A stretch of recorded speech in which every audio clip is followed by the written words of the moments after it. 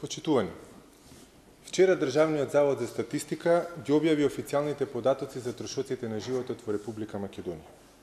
Според податоците, во јануари годинава, во однос на јануари минатата година, трошоците на животот се зголемени за 3,4%, при што оние најважните, трошоците за исхрана, се зголемени за 3,5%, а трошоците за домување за речиси 8%.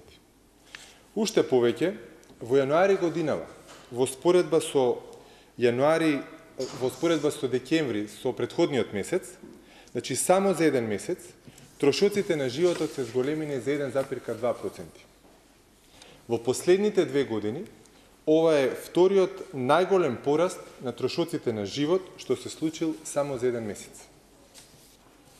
Јасно е дека розевите очила и невкусната ароганција на владата веќе не помагаат.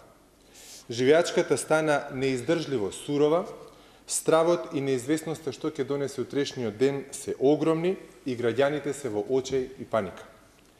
Поскапувањата и осиромашувањето се толку големи, што тоа веќе ниту статистиката не може да го сокрие. Почитувани, вистината е жална.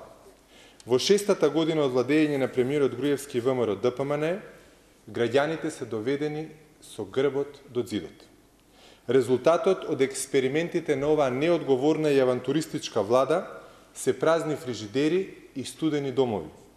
И тука не помагаат бедните, бледи и изветвени објаснувања на ВМРО ДПМН.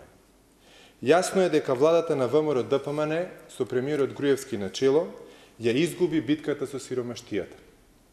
Го направи животот во Македонија неподнослив и од ден на ден се повеќе ја уништува иднината на нашата земја.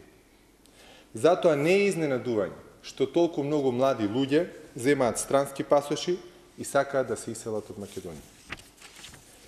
Врв на патриотизмот на една влада е на граѓаните да им се овозможи добар живот во слобода и во демократија во сопствената земја.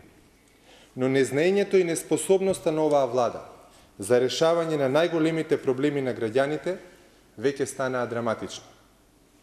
Дилеми нема. Работите не мораат да бидат вакви какви што се денес. Ама во изминатите 6 години премиерот Груевски, најголемиот трошаџија на народни пари во историјата на Македонија, парите требаше да ги троши за продуктивни намени.